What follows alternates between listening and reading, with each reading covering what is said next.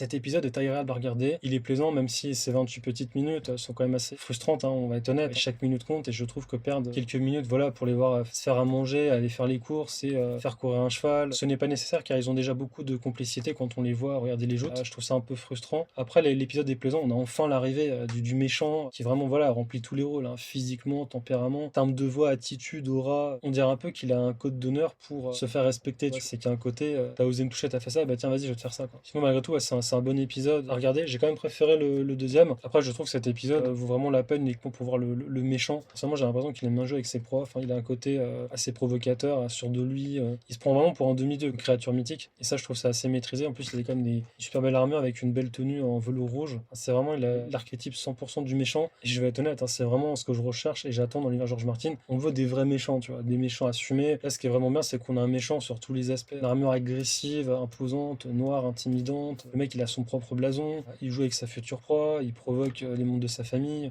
Il a une aura quand même, voilà, intimidante, imposante. Le personnage phare, là, pour le moment de la série, heureusement qu'il est là. C'est quand même très plaisant et j'ai hâte de voir la suite.